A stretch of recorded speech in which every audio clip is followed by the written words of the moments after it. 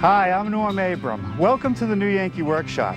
Today we're going to take some more of our ancient recycled pine timbers and build an old pine bar.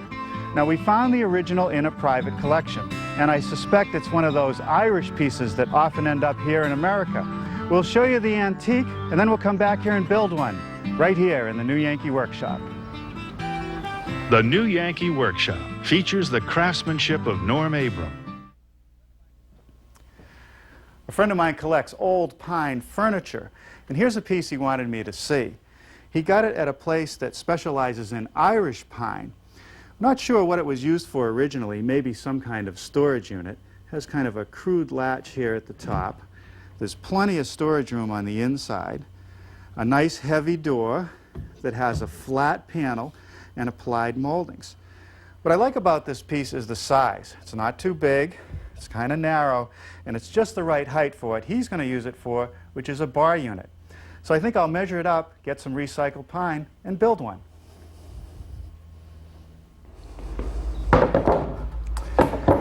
Well, what do you think of our version of the old pine bar? I think it'll be a very useful piece. And I think we'll be able to obtain the same patina as the antique because I built it from recycled pine. I found a piece for the top with plenty of wormholes to give it character, and actually it adds value. And check out this door. This small hole looks like it's drilled there, but I think it was bored out by a carpenter bee, because looking on the other side, they excavated the wood, and this was actually filled with mud. Now, the pine boards that I used started out looking like this. I trimmed away the bad material on the edges, removed all the nails, and then ran them through my surface planer. The result are boards like these.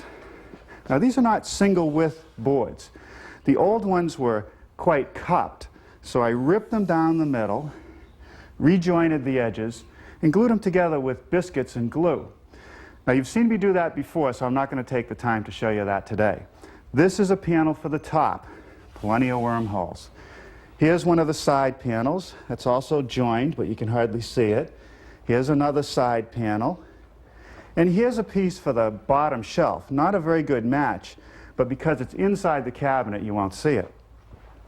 If you'd like to build a version of our old pine bar, a measure drawing is available with the materials list, and you'll hear more about that before the program ends.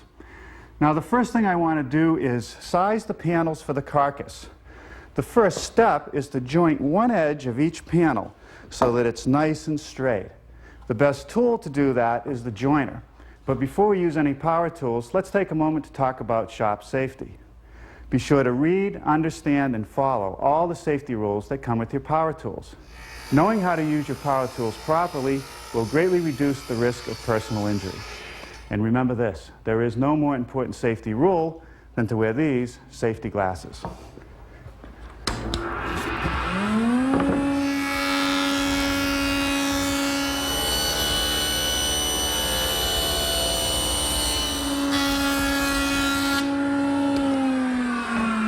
That's the process for making the panels the correct width. Joint one edge, then rip it to width a little bit wider than the final dimension, and make a final pass over the joiner. The next step is to square up an end and cut it to length.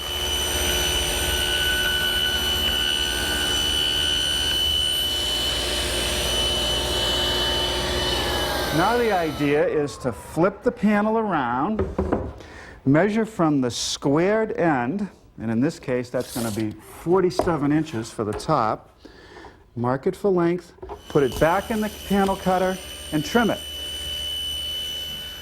The back of the bar unit is made up of some half-inch thick tongue and groove boards, and they sit in a rabbet along the side panel.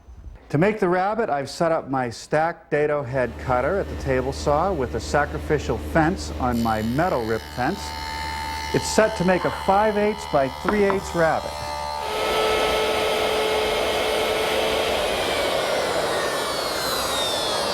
What you're looking at here is the underside of the top, and I've just milled a stop dado to receive the side panel. I use my router with this guide fence and a 3/4 inch straight cutting bit.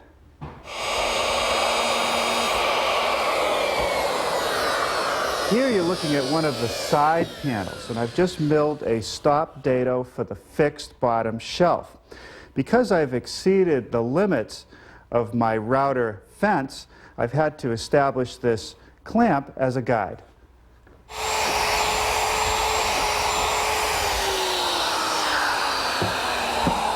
Here I've clamped a jig to one of the side panels. And that allows me to drill a series of holes which will receive these clips to support the adjustable shelves. The jig clamps to the side panel, and my router has a collar that fits into the jig's holes.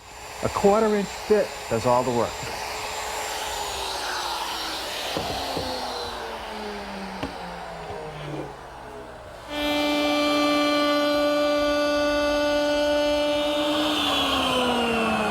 This operation is to round over the edges of the top along the ends and the front.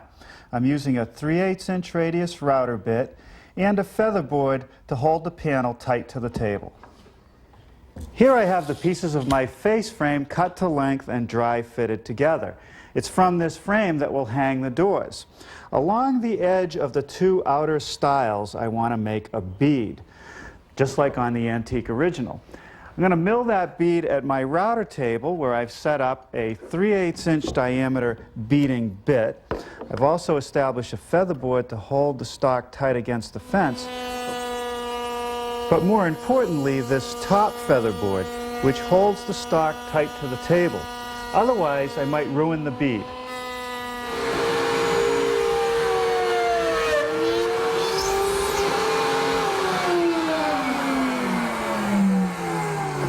Here I've set up my production pocket cutter to make some pockets to assemble the face frame. The tool is really made up of two parts. There's a router with a 3/8 straight cutting bit that makes the pocket, and there's a drill bit that places a pilot hole right in the center of the pocket. Now here's a sample I put together. A little bit of glue and a couple screws in each pocket makes an incredibly strong joint, and you don't need any clamps to assemble it. I once assembled an entire kitchen's worth of face frames using this technique, and it works great. The face frame sits between the side panels. On the antique original, I believe it was nailed in, but I'm going to join the pieces together with biscuits. So that means I have to cut slots in the edge of the frame and on the face of the panel.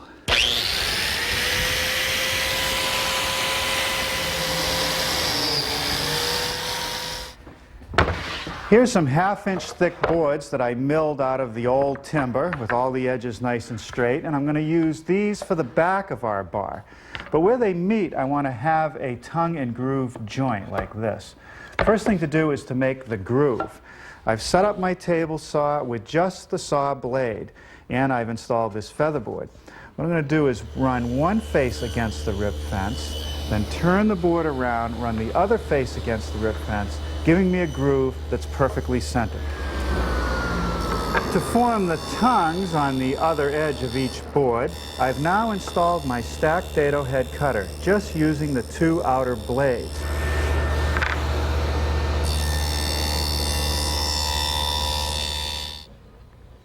Finally, we're ready for some assembly. The first thing I want to do is add this cleat to the underside of the top. I'm going to hold it 5/8 of an inch in from the back edge, and I'll use this to attach the backboards.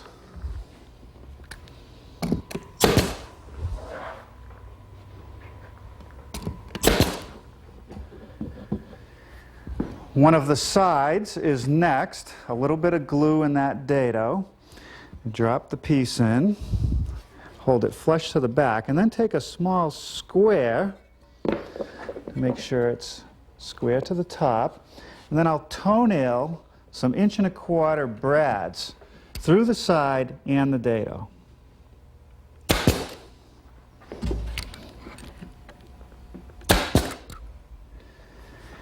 As we just did with the top, we're going to install a bottom shelf, the fixed shelf, using the same methods. The face frame is next. A little bit of glue in each biscuit slot and a number 20 biscuit. In addition to the glue in the biscuit slots, I'm just going to run a thin line up the entire length where it meets the face frame. Okay, now we'll set it together and secure it with some clamps.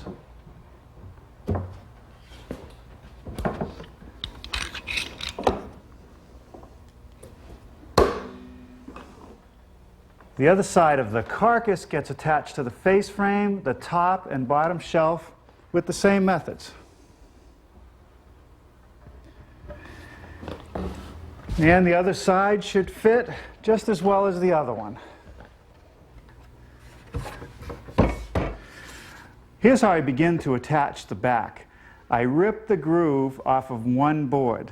I set it in place into the rabbet, holding about 1/8 of an inch away from the side to allow for expansion, and I attach the boards with 1 1/4 inch brads. No glue.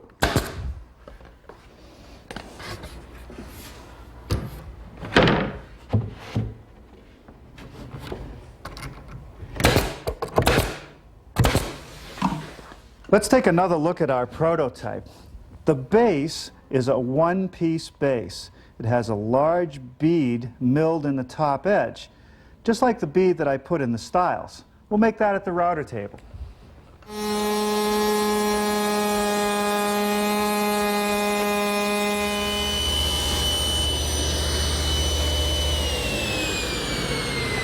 The best way to make the miter cuts for the base is at the table saw with the blade tipped to 45 degrees and use my miter gauge as a guide.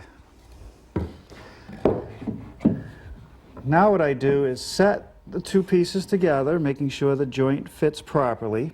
Hold the front piece so it doesn't move as I come down to the other end.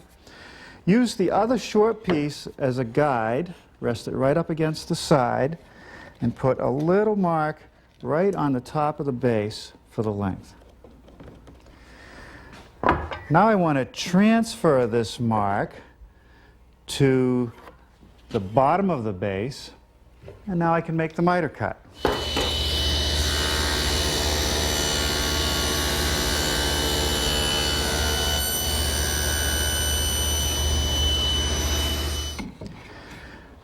I like to reinforce these miter joints with biscuits, and that's what these marks are for. To make the biscuit slot, I need this auxiliary fence on my biscuit joiner, and the miter just fits right into the corner.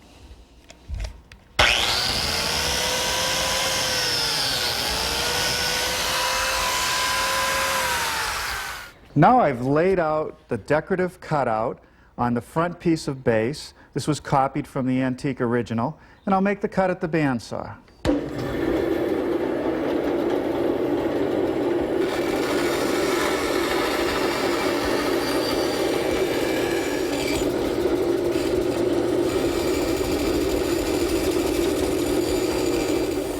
I'll clean up the rough edges left by the saw with my oscillating spindle sander. A little glue for the biscuit and a little bit more on the entire miter joint, and we'll attach the base to the case with some 1 1/4 inch brads.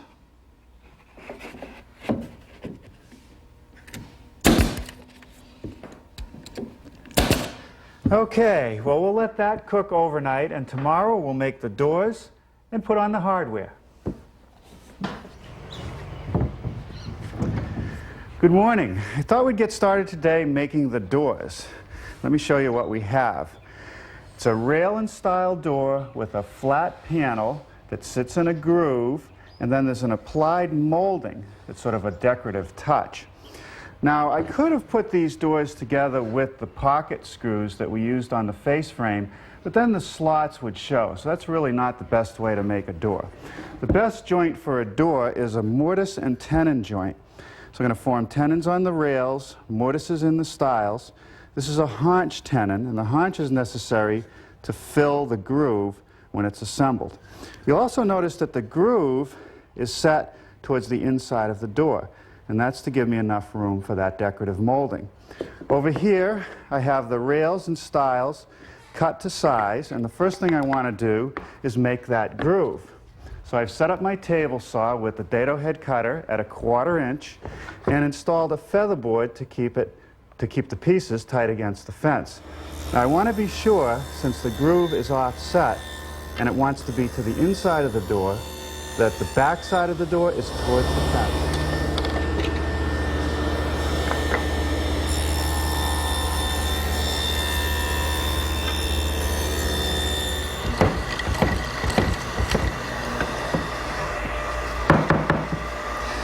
Now to make the mortises in the stiles, I'm using my hollow chisel mortiser. It's set up with a 1/4 inch chisel. Now I'm drilling to a depth of a little over 1.5 inches.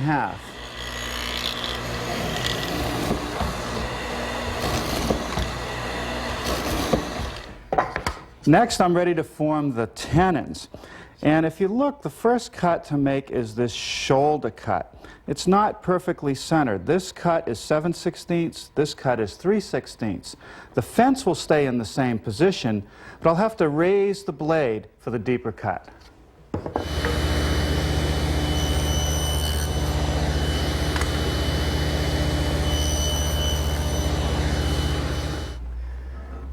All right, now I just got to raise the blade up a bit and cut the other side.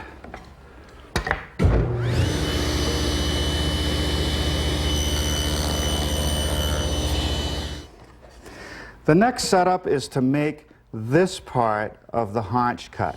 So I've moved the fence a little bit closer and I've dropped the blade to 3/8 of an inch. To complete the haunch cut, I've set up a temporary fence here at my bandsaw, and I'll run the piece in until I meet the previous cut.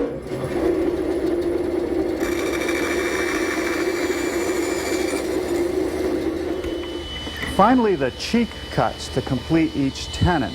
I'm going to use my tenoning jig, which holds the piece securely as I run it through the saw. Just as with the shoulder cuts, because the tenon is offset, I'm going to have 2 setups. Here's how I adjust my tenoning jig for the other cut. I loosen up one of the knobs and use the fine-tune adjustment to bring it over to just the right spot.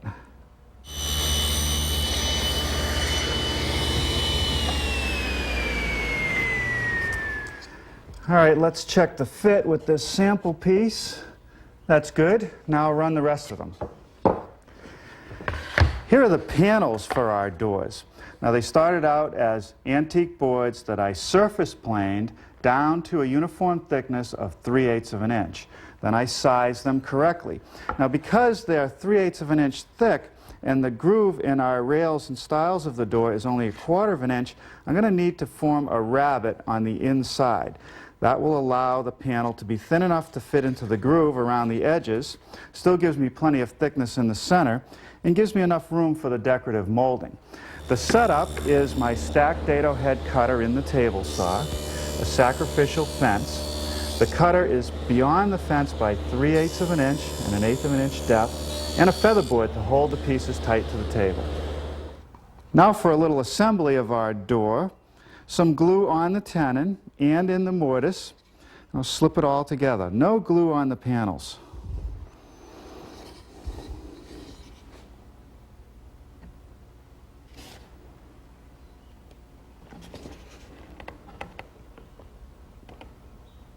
I want to make sure that these panels have the freedom to expand and contract with changes of humidity. That way they won't force the door apart.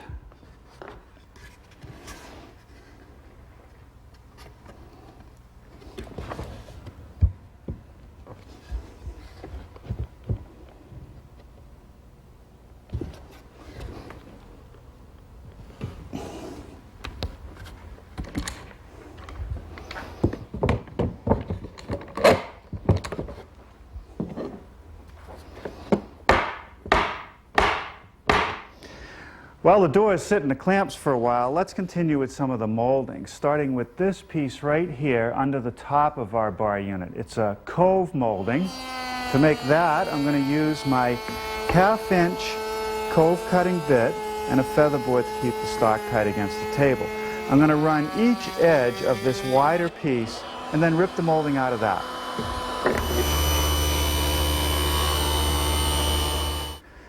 Now this little piece of cove dresses up the piece, and it's like the molding that was on the original. The last type of molding to make is the molding that'll go around the panels on the door. So I've switched router bits. Now I'm using an OG bit. And I'm going to start forming the molding by running the two edges of this piece. There are a couple of saw operations to make this molding. For the first, I've moved the fence to the other side of the blade, and I've tipped the saw to 25 degrees. Here's the bevel cut that I just made. That wants to be on the saw table. I'll run the piece through to square it up.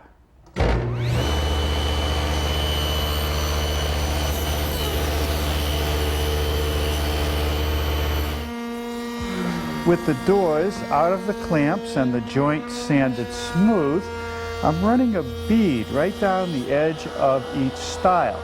I'm using the same bit that I used to put the bead in the face frame. I've spent the last few minutes positioning the doors in the opening, making sure that the clearance is the same all the way around. I've laid out for the hinges, and I'll be using this hinge right here.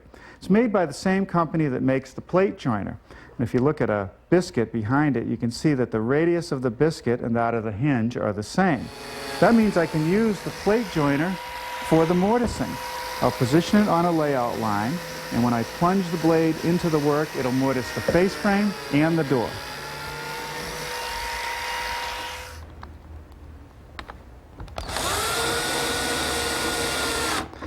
Boy, does this system save time. Imagine trying to do that with a chisel. For the last few minutes, I've been fitting the moldings around each panel. They just snap into place, no glue, and I'll attach them with some 5/8" brads.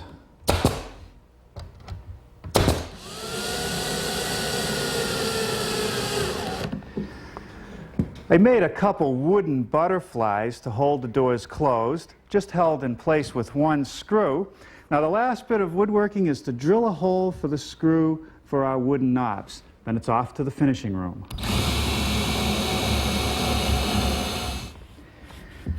For the finish on our bar unit, we're using our favorite stain and polyurethane combination.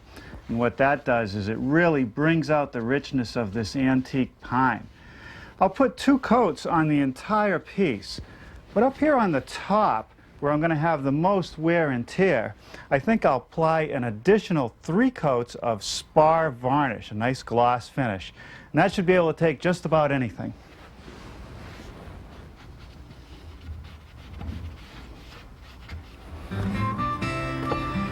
Well, here it is with several coats of gloss polyurethane on the top. Go ahead, put a frosty glass on it. I dare you.